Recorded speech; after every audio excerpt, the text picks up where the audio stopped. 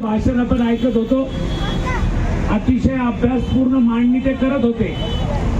याची आज आपल्याला त्याची फारशी असं आपल्याला त्याचं वाटत नाही की नेमकं काय, परंतु येणाऱ्या पिढीला आपल्या प्यायला सुद्धा पाणी राहील की नाही अशी समस्या निर्माण करायचं काम पश्चिम महाराष्ट्रातले नेते म्हणून भारतीय जनता पक्षाचे एक मंत्री विखे पाटील साहेब यांना इथलं चीफ इंजिनियरचं कार्यालय, इथलं एसीचं कार्यालय, काही दिवसानंतर ईडीचं कार्यालय आणि वेगवेगळ्या पद्धतीचे कार्यालय कधी नाशिकला घेऊन जातात, कधी नांदेडला घेऊन जातात आणि या मराठवाड्याला कोणी वाली नाही का असा प्रश्न आमच्या समोर उभा आहे। माझं आव्हान आहे अतुल सावे आणि संजय शिरसाट यांना, हे दोघेही आपल्या जिल्ह्याचे मंत्री आहेत, एक पालकमंत्री आहे, एक कॅबिनेट मंत्री ऊर्जा खात्याचे, बहुजन कल्याण खात्याचे मंत्री आहे। या दोन मंत्र्याला माझं आव्हान आहे की आपण आपल्या जिल्ह्याकरता काही करणार आहात का नाही। सरकारमध्ये तुम्ही मंत्री आहे, तुम्हाला ते मंत्री म्हणून अधिकार आहे की आमच्या जिल्ह्यातून तुम्हाला कार्यालय इकडे तिकडे नेता येणार नाही, परंतु तुमची बोलण्याची हिंमत आहे का हा प्रश्न आमच्या समोर आहे। आणि जर खरंच हिंमत असेल 8 दिवसाच्या आत ऑर्डर रद्द करतील आणि हे कार्यालय पुन्हा संभाजीनगर औरंगाबाद मध्ये राहील याचा विचार आपल्यामध्ये असला पाहिजे। सर्वपक्षीय मोर्चा काढण्याचं काम या ठिकाणी आरपीआयचे नेते तथा या मोर्चाला आवर्जून उपस्थित असलेले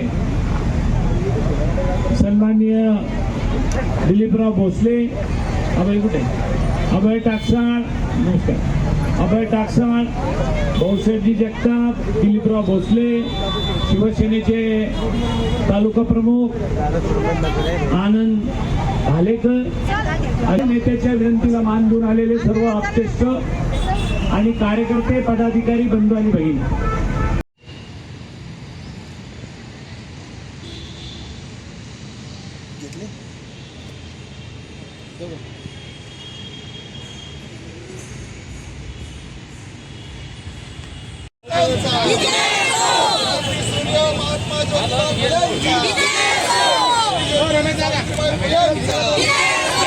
बॅनर दिसला ना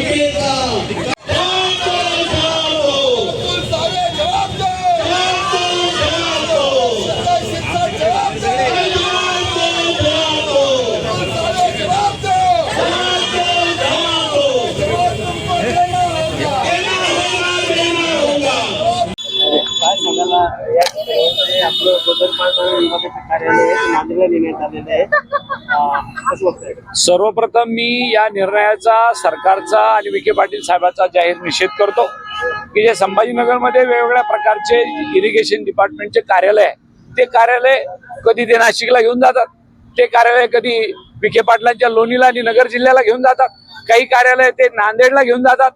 अशा पद्धतीचा अत्याचार आणि अन्याय करणं हे योग्य नाही।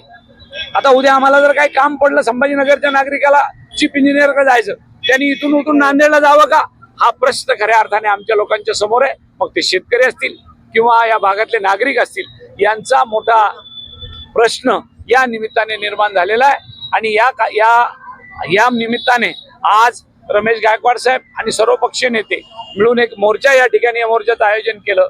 लवकरच आम्ही हे निवेदन ईडी साहेबांकडे देतोय, त्यांना निवेदन देऊन विनंती करतोय, त्यांनी त्या निवेदनाला जर आमच्या विनंतीला मान दिला नाही तर निश्चितच एक वेगळं आंदोलन पुन्हा मराठवाड्याच्या जनतेला उभं करावं लागेल। शहराला आपल्या जिल्ह्याला 2 मंत्री आहेत तरी ते काही बोलायला तयार नाही। मी मागच्या भाषणात माझ्या बोललो की आपल्या जिल्ह्याला 2-2 मंत्री आहे। विखे पाटील जर आपल्या जिल्ह्यातले मंत्री आपल्या खात्याचे कार्यालय काढून घेऊन जात असेल तर मग आपले मंत्री काय करतात हा प्रश्न खऱ्या अर्थाने आपल्या या जिल्ह्यातल्या जनतेला पडलेला आहे. आणि जर हे मंत्र्यांनी दोघांनी ऐकलं नाही तर निश्चितच त्याचं सुद्धा त्यांना त्याचे भोग भोगावे लागतील.